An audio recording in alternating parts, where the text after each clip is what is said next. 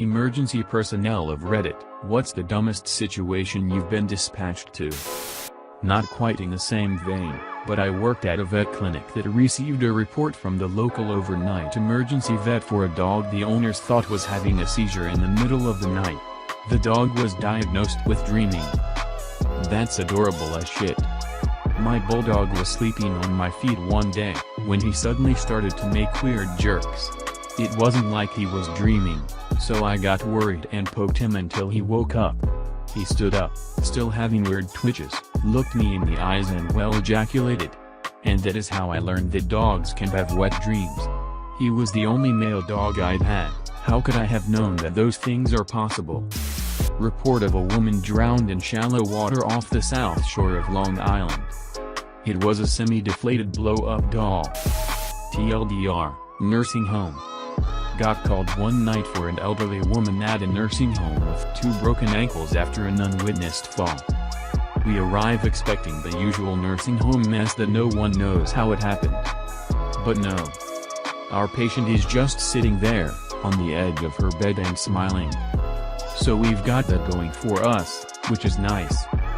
The patient is about as pleasant as anyone can be. At this point, the stereotypically unenthusiastic LPN materializes just long enough to hand me paperwork before vanishing into the ether. According to the papers, the patient has the usual history of diabetes, dementia, hypertension, kidney disease. Most of her usual nursing home stuff. Based on my initial assessment, all of her vitals are stable, and she is no apparent distress. She is also a very sweet little old lady who still thinks that Nixon is president and quite eager to voice her disapproval of this unfortunate fact. But was otherwise happy to answer my questions. So I asked her, "Are your feet okay?" "Good as ever, I suppose." "Did you fall?" "Oh, no." "Are you in any pain?" "No. Why should I be?"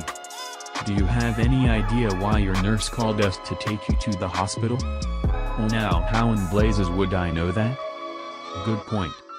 So I ask her if she can stand up, and she does.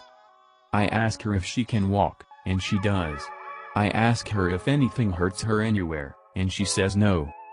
Now fully realizing the struggle ahead, I sullenly grumble off to find the nurse again while my partner sits with our patient. I find the nurse and inform her that the patient is in no distress and has no complaint at this time.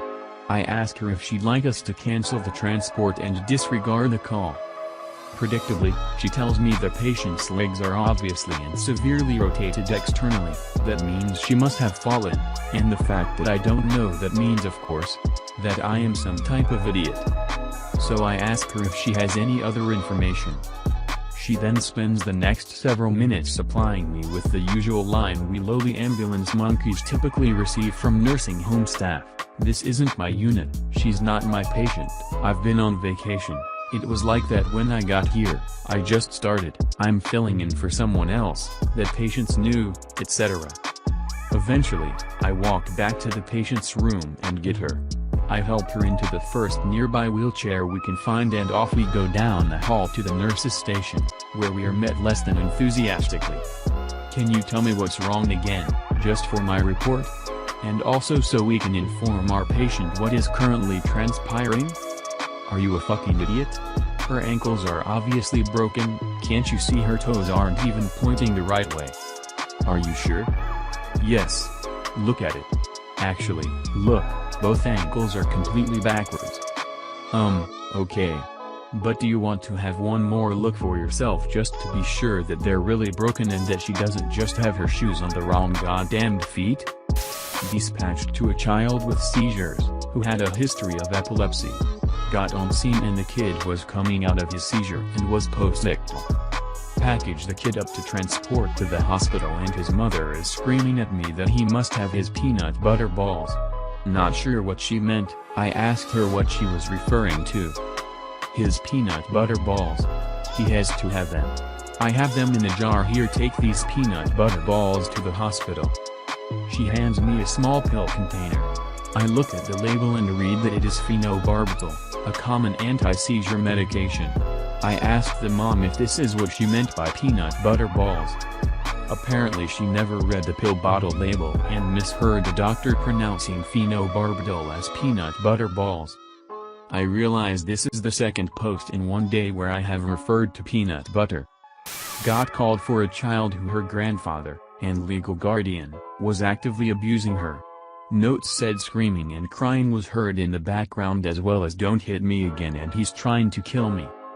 Turns out a 12-year-old girl had snuck to go see her 20-year-old boyfriend and came back drunk and stoned reeking of weed, and when her grandfather tried to punish her by taking her phone and grounding her, she grabbed a knife and tried to stab him. In the process of disarming her, he pushed her backwards and into a table, knocking a lamp over. It was at that point she grabbed a phone and barricaded herself in a room and called 911. CPS social worker here. This happens pretty often. I had a 16-year-old who was claiming that his mom and stepdad were physically and emotionally abusive.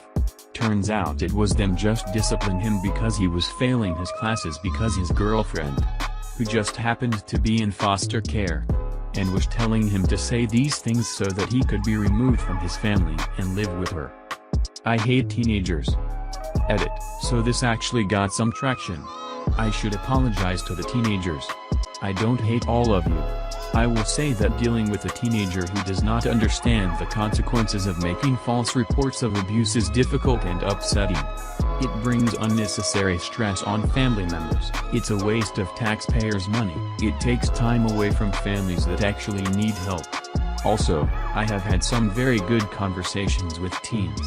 Some are very bright and very aware of the bigger picture. But the others. I wouldn't blame someone if they smacked them upside the head a couple times. I got called for a woman experiencing stomach pain, which she calmly claimed was a 10/10. Must have been quite the trooper since her husband drove her 30 minutes across the county, past the hospital and 2 urgent care centers, to let her mom look at it before calling the wee-woo. For someone who had been having unprotected sex for 7 months, she sure was confident she wasn't pregnant. The nurse who had to explain to her the way these things work was right on the corner of amused and pissed. I'm not the emergency personnel on this situation, but I called 911 because I found my neighbor, an elderly lady, lying on the ground outside. She was slurring, unable to get up, and generally dizzy looking. I thought she had a stroke. They got there and were talking to her for a few minutes before telling me that she was just drunk. I would have done the same thing. Especially since I don't hang out with people when they're drunk, so I'm not entirely sure how to tell if someone is anything but obvious, blackout drunk. Better safe than sorry. Lady with Alzheimer's called 911 for a spider in her kitchen, but described it as someone in her kitchen. As if that isn't silly enough, the spider didn't even end up being a spider. It was a dead fly on her windowsill. Paramedic here. Dispatched to a man with a groin injury. Arriving on scene, I found a 30-year-old man doubled over in pain, and bleeding quite heavily from his crotch area. Long story short, he wanted to see what happened if he put peanut butter on the tip of his penis and let his Rottweiler lick it off. I think he was partaking in some sort of masturbatory thing, and wanted the dog to give him a form of oral. I controlled the bleeding the best I could, and got his ass to the hospital. He underwent microsurgery to try to save his mangled dick, but I understand that it was unsuccessful. Also, the part of his penis that was eaten by his peanut butter-loving dog was resting comfortably in his dog's digestive tract. Dog swallowed a good chunk of his penis. Can't make this stuff up. Not sure if it was chunky or smooth peanut butter, which was the first question my chief asked me upon returning to headquarters. Briefly shadowed a small-town fire department. Lady called in that some dude was impaled by a branch while pruning trees. Rushed over there. It was all makeup. They were shooting a film. All the neighbors had been notified, but she forgot apparently. During one of my 24 hours ambulance shifts for EMT basic training, we got a call to a big lots for a laceration on a finger. It was essentially a paper cut from a rough edge of a chipped candle. I got to practice my EMT skills by applying direct pressure to a non-bleeding index finger, even got to put a band-aid on it. The girl was acting like she could not look at her finger and was going to pass out from all the blood. The gauze strip I held on her finger didn't even have a spot. Don't worry, she sued. Seriously, she did. Paged at 3 a.m. for an ill person, so I'm already tired, and being sent to something vague isn't what I want. Arrive on scene and walk to the front door. Middle-aged guy opens the door and looks absolutely terrified.